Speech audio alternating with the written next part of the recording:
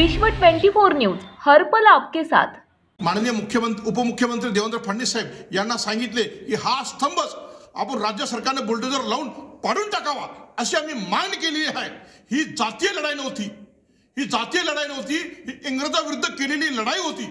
म्हणून याला जातीय स्वरूप देऊ नये अशी मागणी सुद्धा आम्ही देशातील समस्त हिंदूंना आणि बौद्धांना आम्ही केलेली आहे की हिंदू बौद्ध एकता करिता हा कार्यक्रमावर बंदी टाकावी। जे अजय सेंगर आहे त्यांनी विजय स्तंभावर जे कार्यक्रम होतात या कार्यक्रमावर त्यांनी बंदी घातली पाहिजे अशी मागणी केल्याचे समजत आहे, परंतु ही मागणी अत्यंत चुकीची मागणी आहे। त्यांनी स्वतः इतिहास समजून घेतला पाहिजे। ज्यावेळेस 1818 मध्ये 1 जानेवारी 1818 मध्ये पेशव्यांमध्ये आणि महार सैनिकांमध्ये जे युद्ध झालं, ही युद्ध स्वाभिमानासाठी आणि जातीयांतासाठी हे युद्ध झालं होतं। या युद्धामध्ये महार सैनिकांचा आणि बहुजन सैनिकांचा फार मोठ्या प्रमाणात विजय झाला होता। याचमुळे भीमा कोरेगाव ते विजयस्तंभ उभारला गेला आहे। तरी सुद्धा जाणून बुडून ही लढाई चकमक होती, ही लढाई अशी झालीच नाही असं त्यांनी विधान केल्याचे समजत आहे। परंतु त्यांनी स्वतः आसनच्या लढाईचा इतिहास समजून घेतला पाहिजे। आसनच्या लढाईमध्ये त्यांनी बाजीराव पेशवा यांनी इंग्रजांशी हातमिळवणी करून शिंदेच्या विरोधामध्ये युद्ध केलं होतं। तसंच त्यांनी हडपसरच्या लढाईमध्ये इंग्रजांशी हातमिळवणी करून त्यांनी होळकरांच्या विरोधात युद्ध केलं होतं। तसंच त्यांनी टिपू सुलतानला हरवण्याकरता सुद्धा बाजीराव पेशव्यांनी इंग्रजांशी हातमिळवणी केली होती। त्यामुळे त्यांना इंग्रजांबरोबर हातमिळवणी करून आम्ही युद्ध लढलं हे बोलण्यात त्यांना काही अधिकार नाही। ही लढाई स्वाभिमानाची आणि जातीअंताची लढाई होती, त्यांनी कायम ध्यानात ठेवावं। त्यामुळेच Republican party of India Kharat पक्ष महाराष्ट्राचे माननीय मुख्यमंत्री एकनाथ शिंदे साहेब यांना मागणी करत आहे की तात्काळ अजय सेंगर यांना हे जे विधान केलं आहे त्यामुळे तात्काळ त्यांना राष्ट्रीय सुरक्षा कायद्याखाली अटक करण्यात यावी अशी मागणी Republican party of India Kharat पक्ष राज्य सरकारला करत आहे।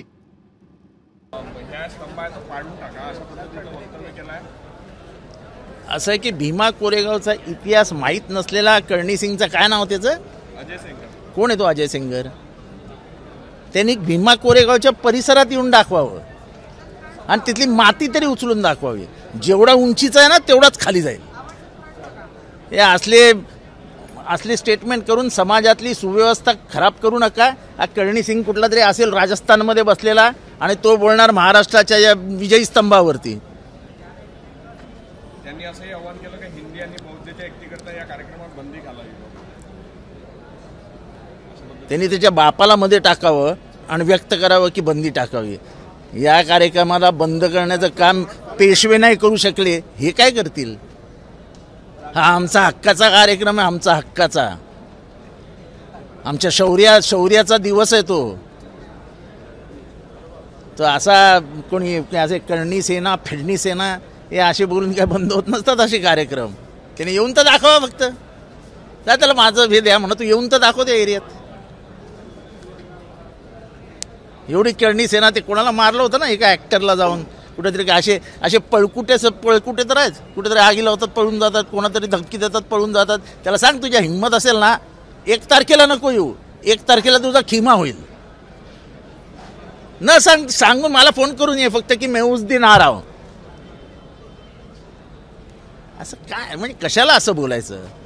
म्हणजे अजूनही वर्णव्यवस्था किती मजबूत आहे, उच्चवर्णीयांना अजून किती दलितांना छळण्याची मानसिकता आहे हे याच्यातनं दिसतं।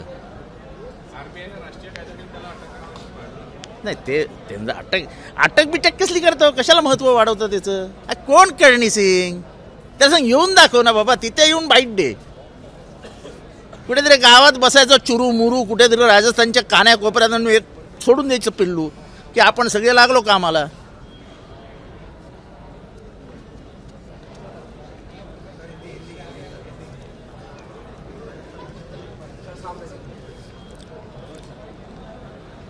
जात व्यवस्था इस देश में कितनी मजबूत है, ये सेंगर जो है कर्णी सेना का, उसके बातों से पता चलता है।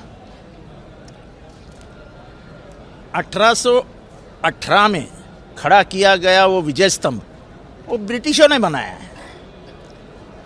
पेशवों के ऊपर जब उन्होंने विजय प्राप्त किया तो जिन सैनिकों ने वहाँ शौर्य दिखाया था उनके नाम पर ये विजय स्तंभ है। ये किसी जाति का विजय स्तंभ नहीं है, पर उसको जाति का रंग दे के भड़काऊ भाषण करने का काम कई दिनों से कई लोग करते आए। ये भारत की मानसिकता है, और इसलिए हम कहते हैं आज भी भारत में जातीयवाद है। ये करणी सेना उसी का एक पहलू है, उसी का एक हाथ है। मैं वो सिंगर को कहना चाहता हूं, 1 तारीख को मत जाना बेटा, बच के भी वापस नहीं आएगा। किसी और दिन चले जाना और वहां जाके ये बयान देना और फिर बाद में 10 फुट चल के दिखाना। ऐसे 2 समुदाय में झगड़े लगाने की कोशिश मत करो।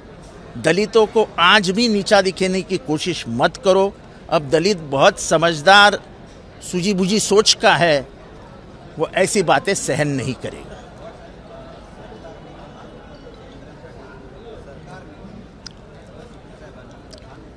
सरकारने, शिंदे साहेबांनी नाही।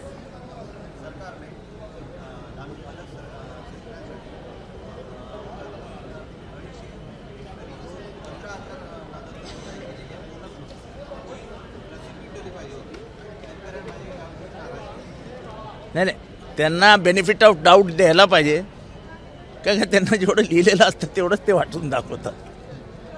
त्यामुळे ॲप्लिकेशन ऑफ माइंड जे असतं मुख्यमंत्र्याचं ते करत नाहीत, ती त्यांची चुकी नाही आहे। अरे हो बाबा, ते आता तुम्ही त्यांना सांगितले ते करून देतील तुम्हाला, ते कशाला नाही म्हणतात का? तुम्ही पत्रकार गेले आणि सांगितलं की असं असं झालेलं आहे, असं करून द्या, लगेच म्हणतील हो करून देतो। तुम्हाला कामाशी मतलब आहे ना, मग चांगला माणूस आहे। परत एकदा भीमा कोरेगाव घ्यायचं आहे, परत कोणाला